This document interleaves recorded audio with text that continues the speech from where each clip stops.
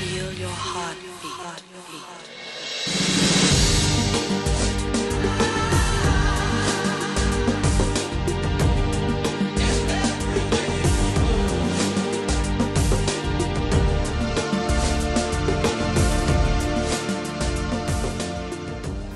Bonjour et bienvenue à tous donc sur une nouvelle vidéo afin de présenter un très chouette programme qui s'appelle IrfanView. C'est un viewer donc pour voir des fichiers graphiques, donc tout type de fichiers, JPEG, BMP, RAW, GIF, PNG, etc. C'est aussi un programme qui lit les fichiers vidéo et audio, mais il est surtout spécialisé donc dans les fichiers graphiques. Donc si vous allez sur la page officielle, donc irfanview.com, on arrive sur cette page et donc vous avez la possibilité de télécharger, il est gratuit. Donc possibilité de télécharger le programme, les plugins qui vont avec et aussi les différentes langues. Voilà, pour ceux qui parlent le français, l'anglais, l'espagnol, c'est comme vous souhaitez. Donc en fait, cette vidéo, c'est surtout pour mettre en avant la compression des images afin de les placer sur le web, car très souvent sur des forums on voit des fichiers qui font 1 méga, 2 mégas pour une résolution de 900 pixels, et donc c'est pas mal quand même de compresser ces fichiers pour qu'ils s'affichent déjà d'une part beaucoup plus rapidement sur la page, et comme ça évite aux personnes qui veulent voir l'image d'attendre trop longtemps. Donc pour cet exemple, j'ai 3 fichiers graphiques, un dessin noir et blanc, une photo et une image 3D. Quand on va pouvoir dire que les traitements vont être un peu différents suivant la nature du fichier. Donc en fait, moi dès que je clique, double-clique sur le fichier, automatiquement IrfanView me montre l'image. Donc là en l'occurrence je suis sur un dessin noir et blanc, donc du noir ou du blanc. C'est un fichier qui fait 3124 pixels sur 2184, donc c'est un gros fichier. Ici, je vois qu'il pèse 617 kg, donc c'est pas très gros parce que c'est un fichier GIF en 16 couleurs, je crois. Donc ça pèse pas trop, mais ça pèse déjà beaucoup trop pour le web. Donc en fait, pour le web, comment est-ce qu'on fait? Donc il faut savoir que IrfanView est un viewer avec énormément d'options au niveau des images. On peut faire pas mal de choses, des traitements par lot, des diaporamas, bien évidemment un peu le traitement des couleurs, etc. Mais là on va s'intéresser donc au rééchantillonnage et à la sauvegarde. Donc une fois que j'ai ouvert mon fichier, donc je vais dans retailler, rééchantillonner. Donc j'ai cette fenêtre qui apparaît. Et donc là on va mettre une résolution adéquate pour le web. Donc c'est très difficile d'avoir des statistiques internationales, mais les écrans en 1920 par 1080 ou en 1600 par 900 sont pas aussi fréquents que ça dans le monde. Il y a beaucoup de pays où il y a encore des vieilles machines et des vieux écrans qui fonctionnent en 800 par 600 voire en 1024 par 720. Donc c'est pas la bête de mettre des fichiers énormes. Donc je pense qu'une résolution de 900 de long est un bon compromis. Voilà, pour un peu tous les écrans du monde. Donc là, je positionne, je mets 900 dans la nouvelle largeur de mon fichier. Donc IrfanView l'a retaillé. Et donc dans ce programme, j'ai bien sûr enregistré enregistré, etc. et aussi enregistré pour le web. Donc je clique là-dessus, et là j'ai 2 fenêtres qui s'affichent. Donc à gauche, mon fichier d'origine, et donc à droite, mon fichier de sortie. Donc là, vu qu'il a retaillé l'image pour qu'elle rentre dans la fenêtre, on va mettre en 1.1. Voilà, comme ça on la voit dans sa taille réelle, donc de 900 par je ne sais plus combien. Donc ici, j'ai les 3 fichiers, les 3 formats de sortie, pardon, qui sont les plus courants pour le web, on va dire, donc le JPEG, le GIF et le PNG. Donc, suivant que je clique sur les onglets, j'ai différentes options. Donc bien bien sûr, le JPEG, tout le monde le sait, il comprime, pardon. Il compresse, il comprime, je ne sais pas comment on dit. Et donc là, j'ai un taux de compression. Donc en fait, plus je suis proche de 100%, plus le taux de compression va être très bon, donc le fichier va être plus lourd. Par exemple, si je mets à 1%, on voit bien sûr là, mon résultat est totalement caca. Par contre, mon image pèse 17 kg. Donc ça, c'est le compromis. Il faut trouver le bon compromis entre la taille du fichier et la qualité de sortie. Donc en règle générale, pour les fichiers noir et blanc, comme ce style de dessin, le JPEG ne va absolument pas. Car même si je compresse à 100% et que je fais un zoom, on constate qu'il y a énormément d'artefacts entre le blanc et le noir. Donc le JPEG pour ce genre de graphe, donc noir et blanc, hein, attention, je ne parle pas en teinte de gris, hein, noir et blanc, le JPEG est totalement déconseillé. Par contre, le GIF, lui, est totalement adéquat pour ça, le GIF ou le PNG. Donc on constate en fait, quand je sélectionne GIF, donc j'ai différentes options. Donc là en fait c'est plutôt des presets. Donc là par exemple si je mets 16 couleurs, en fait il va me recalculer l'image en 16 couleurs. Et en haut, ici, qu'est-ce que j'ai? La taille de sortie. Donc là mon fichier fait 80 kg. Ce qui est déjà beaucoup moins que les 600 kg qu'il faisait ici dans les fichiers, dans son format d'origine, on va dire. Donc déjà 80 kg c'est intéressant. Il faut quand même savoir que pour le web, un fichier graphique qui fait moins de 100 kg, c'est génial. Voilà, ça se charge rapidement. Et si on arrive à faire en sorte que la qualité soit bonne, c'est parfait, quoi. Donc là au pire, je peux définir donc, mon nombre de couleurs. Donc là vu que c'est un fichier noir et blanc, donc pareil je vais rezoomer. Donc en fait c'est du noir et du blanc. Et entre les deux, donc il y a le differing, qui est donc différentes teintes de gris. Donc en fait, quand on est en 16 couleurs, on a donc 16 teintes de gris qui vont faire le differing, ce qui est pas mal, ce qui est bien, quoi. Mais on peut passer quand même à 8 pour ce genre de fichier. Voilà, donc là si je passe à 8, on ne voit pas une grosse différence. Par contre, mon fichier fait 65 kg. Il est donc beaucoup plus léger. Et donc là, j'ai plus qu'à faire un petit save. Et donc sauvegarder mon programme.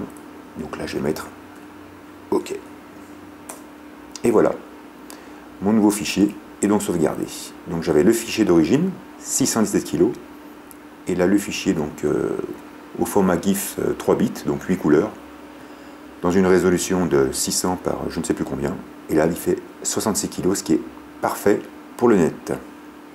Donc là on ferme la fenêtre, et on ferme les deux. Ensuite un autre exemple, une photo. Donc une photo prise avec un appareil photo numérique, donc sa résolution est de presque de 12 millions de pixels, enfin pardon, oui tout à fait, 4 x 3, 12 millions, donc 12 millions de pixels, il y a beaucoup de détails, donc le sol est très texturé, une texture très détaillée avec des changements de couleur, l'araignée est poilue, il y a des choses, voilà, il y a du détail. Donc là pareil, on retourne sur rééchantillonnage, on va mettre 900 par 600, il a donc retaillé mon image, et donc on retourne par enregistrer pour le web. Donc là par contre pour les photos, c'est clair que le GIF, vu qu'il est limité à 256 couleurs, donc là on va faire un GIF à 256, donc là c'est pas mal, on peut dire qu'il a réussi à calculer une belle palette, mais mon fichier est énorme, il fait 500 kg, plus de 500 kg.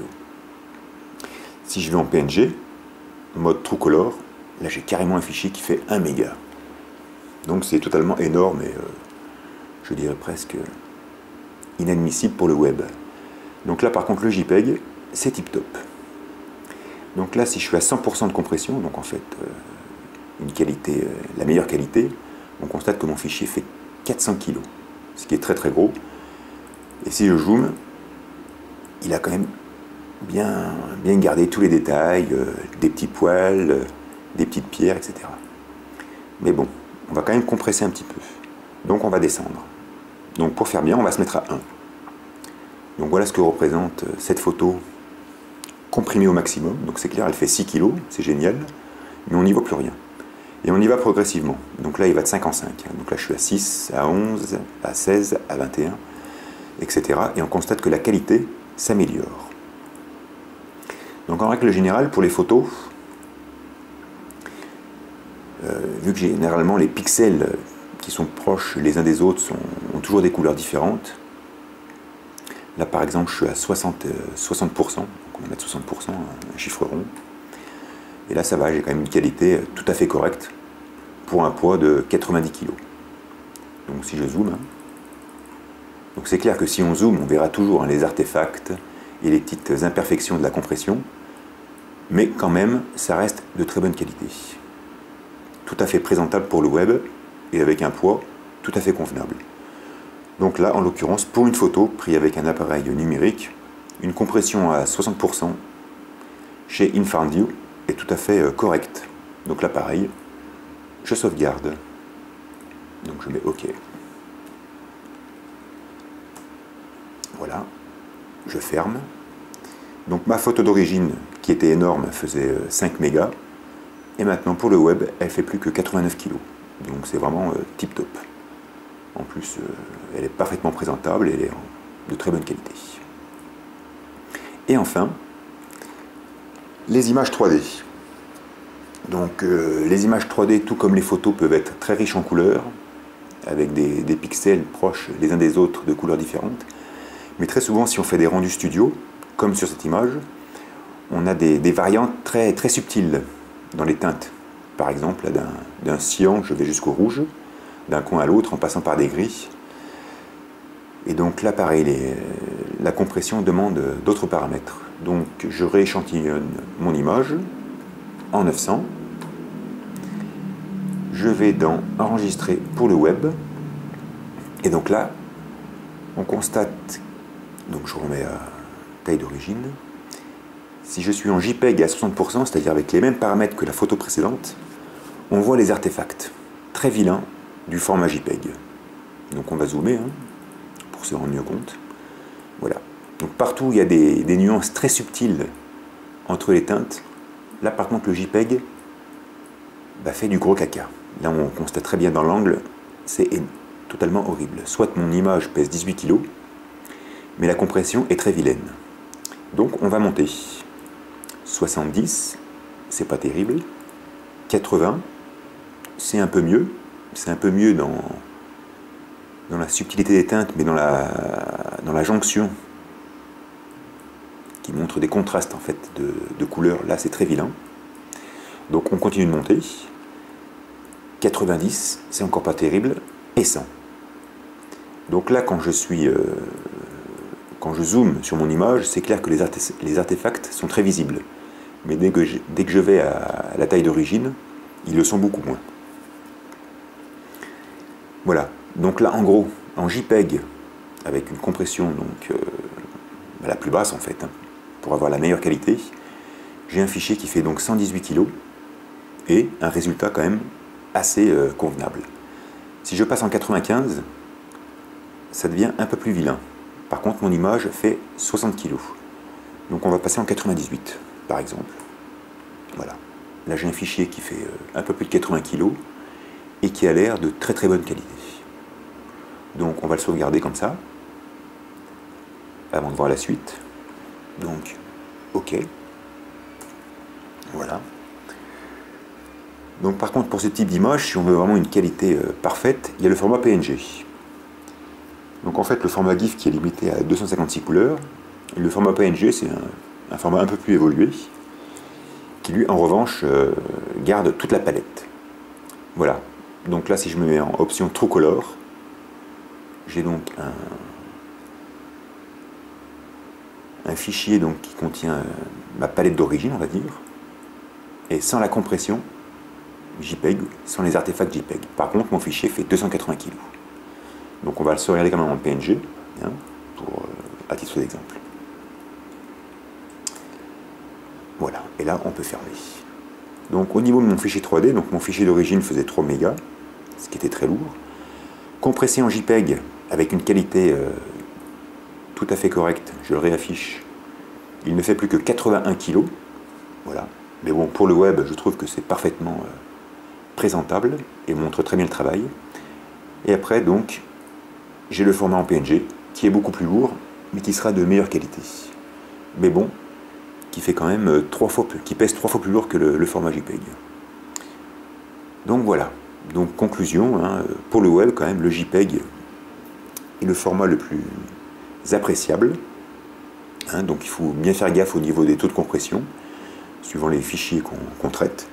Mais bon, au final, on arrive à avoir de belles images avec une qualité tout à fait correcte pour montrer sur le web et un poids totalement optimal. Voilà, voilà.